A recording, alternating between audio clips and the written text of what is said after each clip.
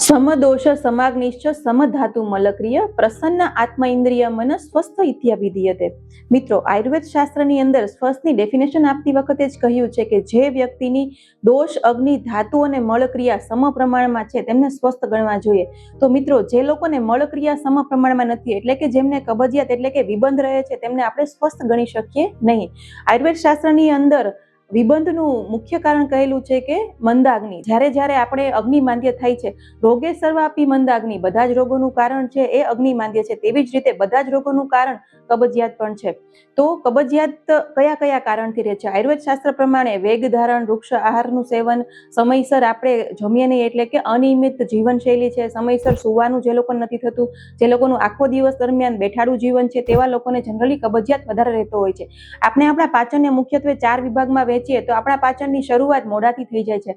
ઘણા લોકોને ખૂબ જ ઉતાવળમાં જમવાની ટેવ હોય છે, ખોરાકનો કોળિયો છે પૂરેપૂરો ચાવતા નથી હોતા, તો તેવા લોકોને પણ કબજિયાત રહેતો હોય છે। એવું કહેવાય છે કે આપણા કોળિયાને આપણે 32 વખત ચાવવો જોઈએ। જે લોકો ખૂબ જ ઉતાવળથી જમે છે તેવા લોકોને ત્યાં મોઢામાંથી જે પાચન થવું જોઈએ નથી થતું, તેના પરિણામ સ્વરૂપે એમને કબજિયાત રહેતો હોય છે।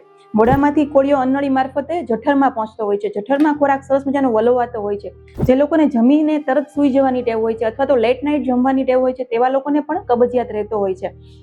ત્રીજું સ્ટેજ છે, નાના આંતરડાની અંદર ખોરાક આવે છે ત્યારે એનું પાચન થાય છે। તો જે લોકો ખૂબ જ ભારે ખોરાકનું સેવન કરે છે, જેમ કે મેંદાવાળો ખોરાક છે, ચીકણો ખોરાક છે, ફાસ્ટ ફૂડ છે, જંક ફૂડ છે, ફરસાણ છે, તળેલો ખોરાક છે, તો તેવા ખોરાકને પચવામાં વધારે સમય લાગે છે, તેના કારણે પણ કબજિયાત થાય છે।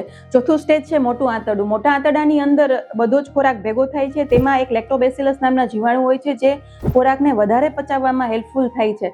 તો ઘણા લોકો છે પોતાના આખા દિવસ દરમિયાન ક્યાંય છાશ કે દહીંનો ઉપયોગ નથી કરતા, તો તેવા લોકોને આ બેક્ટેરિયાની ઉણપ થાય છે, એના પરિણામ સ્વરૂપે પણ કબજિયાતનું પ્રમાણ રહેતું હોય છે। તો આવા નાના પોઈન્ટનું આપણે ધ્યાન રાખીએ તો કબજિયાતથી બચી શકીએ છીએ। તો આપણે આખા દિવસ દરમિયાન સમયસર સૂવાનું, સમયસર ઉઠવાનું રાખીએ, તાજો ઘરનો બનાવેલો ખોરાક ખાઈએ, ખોરાકને ચાવીને લઈએ।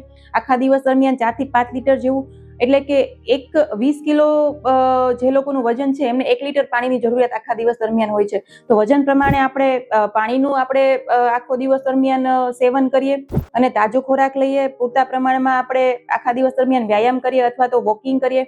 તો નાના પોઈન્ટનું ધ્યાન રાખવાથી આપણે કબજિયાતથી બચી શકીએ છીએ। તેમ છતાં જો આપણને કબજિયાત રહેતો હોય તો આપણે નજીકના વૈદ્યની સલાહ અનુસાર આપણે વિબંધર ઔષધિનું સેવન કરી શકીએ છીએ, અને તેમ છતાં પણ સોલ્વ ના થાય તો આપણે બસ્તી અને વિરેચન જેવા પંચકર્મનો સહારો લઈને કબજિયાતથી મુક્ત થઈ શકીએ છીએ। મિત્રો, આવી જ નાની જાણકારી માટે ફોલો કરતા રહો સુશ્રુત આયુર્વેદ હોસ્પિટલ અમરેલીને। Thank you.